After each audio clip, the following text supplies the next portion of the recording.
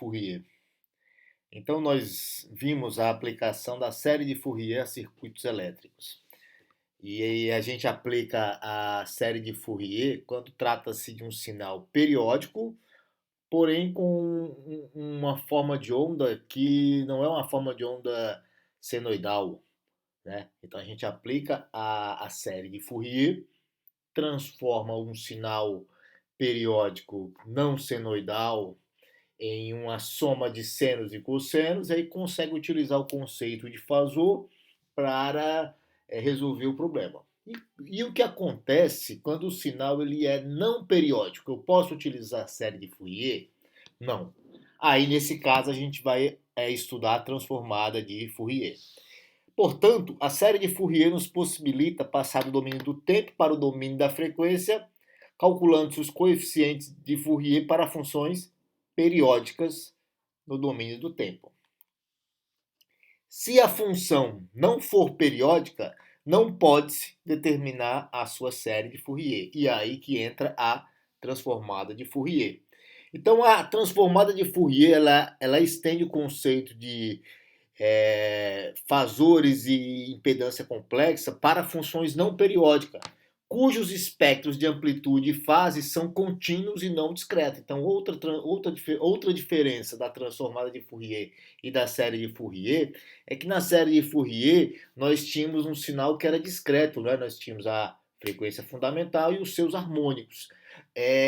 Quando nós temos agora funções de excitação não periódicas, o espectro de amplitude e fase, eles são contínuos. Então vamos considerar a série de Fourier. Então nós vimos esse conceito aqui, em que uma função f de t periódica poderia ser representada pelo somatório de exponenciais.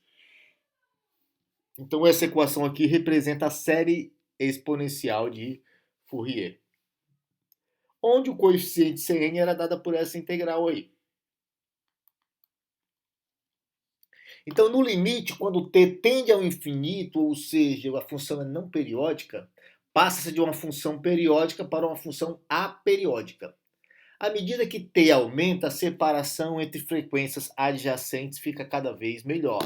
Então, delta ômega, ou seja, a variação entre duas frequências adjacentes, pode ser representada por essa equação: n mais 1 ômega 0 menos n ômega 0.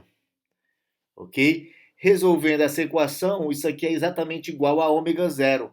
E ômega 0 a gente sabe que é 2πf ou 2π sobre t. Então, à medida que t aumenta, o que acontece com delta ômega? Fica cada vez menor, né? Então, o denominador dessa função aumenta, delta ômega fica cada vez menor. Se t tende ao infinito, a separação incremental entre as frequências adjacentes tende a uma separação infinitesimal. E aí nós temos que 1 sobre o período tende a d ômega sobre 2π, ou seja, uma separação infinitesimal entre as frequências. E Cn tende a zero quando t tende ao infinito, né? Então a gente sabe que Cn é 1 sobre t que multiplica aquela integral, então quando t tende ao infinito, Cn tende a zero.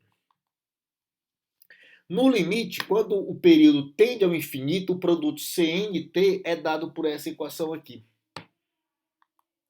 Trata-se da transformada de Fourier.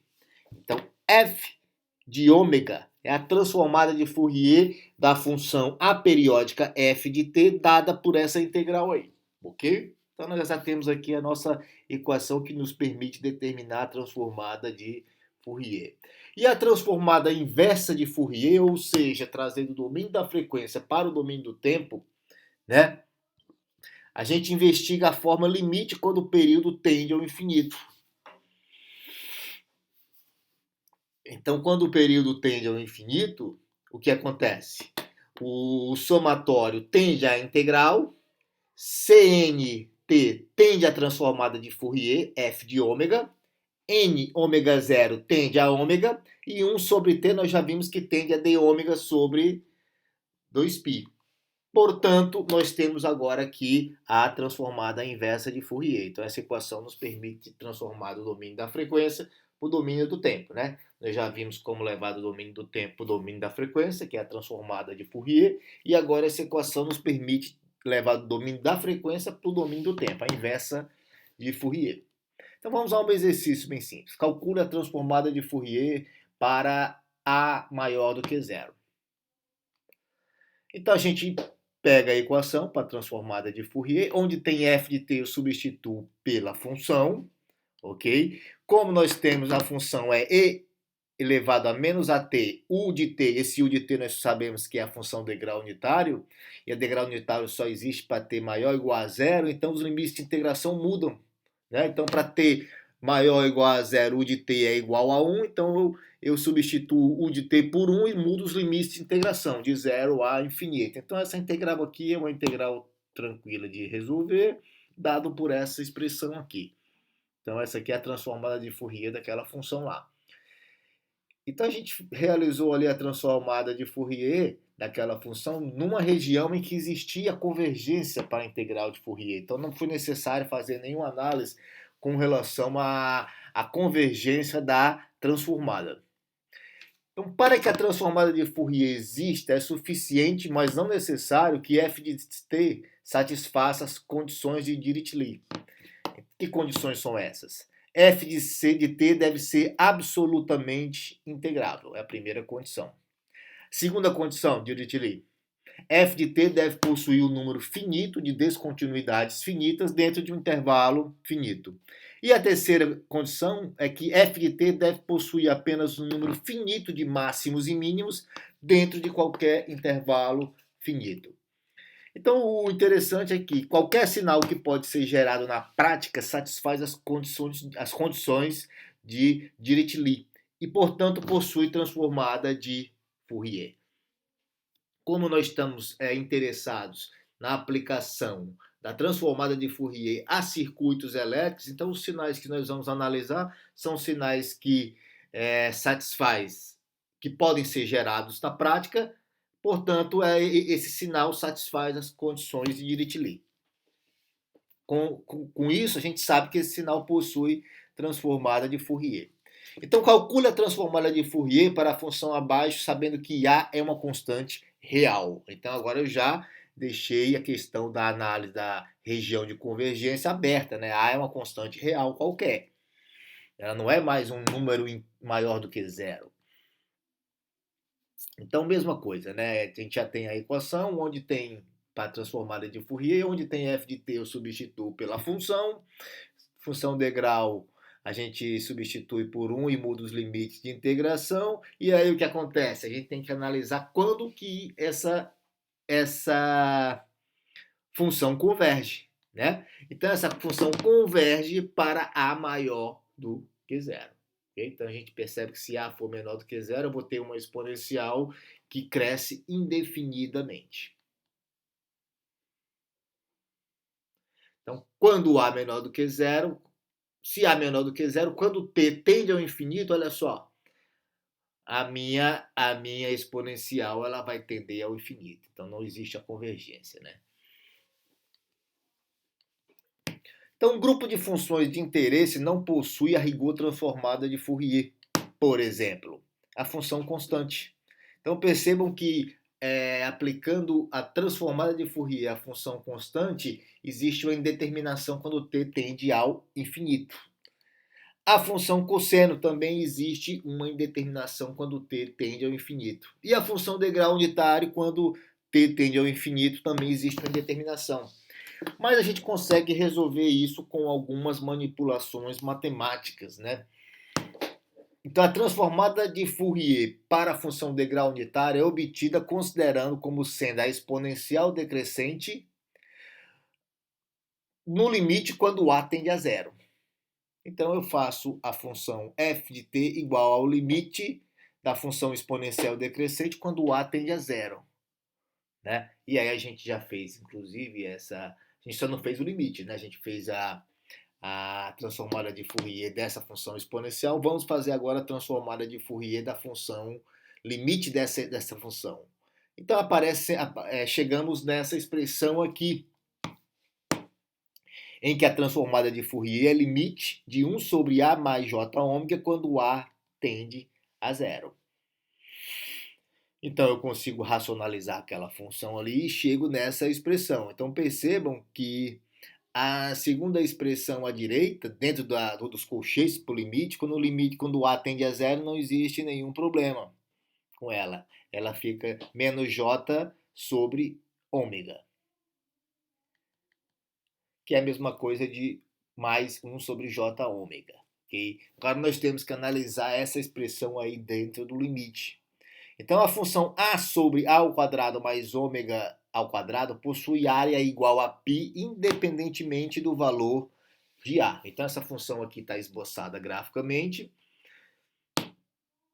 E se eu integrar a função de menos infinito a mais infinito, eu percebo que a área dela independe do valor de A. Então, para qualquer valor de A, essa integral é igual a π. Então, quando A tende a zero, a função se aproxima de zero para todo ômega diferente de zero. E toda a sua área está concentrada em um único ponto, ômega igual a zero, sendo essa área igual a π. Portanto, a transformada de Fourier para a função de grau unitário é π delta ômega, ou seja, quando o ômega é igual a zero, eu tenho aquela área ali igual a π, ok? Mais 1 sobre j ômega. A transformada de Fourier para a função sinal. Então, essa função, a função sinal, apresentando-a, é uma função que é menos 1 para t menor do que zero, quando t for negativo, e mais 1 para t maior do que zero, quando t for positivo. Eu posso escrever essa função dessa forma. Então, perceba que essa expressão aqui é a mesma coisa que está escrito na primeira expressão que define a função. Então, quando o de t for 1, eu vou ter, obviamente, t é maior do que zero, porque a função de grau unitário é 1 quando t é maior do que zero, eu vou ter 2 menos 1 igual a 1.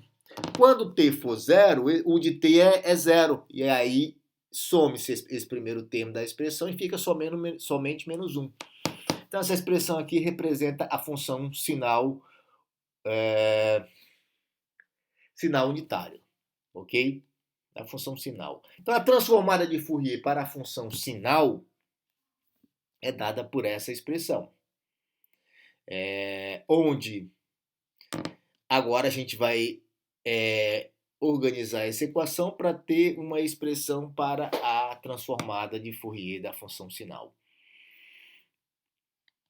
Então perceba que esse trabalho de integração é um exercício matemático, mas para aplicações em circuitos elétricos, a gente tem as tabelas para as transformadas de Fourier. Então aqui nós temos a tabela, todo o livro de circuito elétrico traz essa tabela com a transformada de Fourier de várias funções de interesse, né? Então não é necessário estar realizando essas integrações, a gente pode obter diretamente da tabela, e também traz a tabela das transformadas operacionais de Fourier. Então, por exemplo, a multiplicação por um escalar, kx de t. Quem é a transformada de Fourier de kx de t? É kx de ômega. A adição, x1 de t mais x2 de t. Quem é a transformada de Fourier? Então, são várias transformadas operacionais em que a gente vai ter aqui a diferenciação, a integração, que vão ser bastante úteis. Então, obrigado por assistirem o vídeo. No próximo vídeo a gente vai entrar com exercícios em que nós temos a transformada de Fourier diretamente aplicada a circuitos elétricos.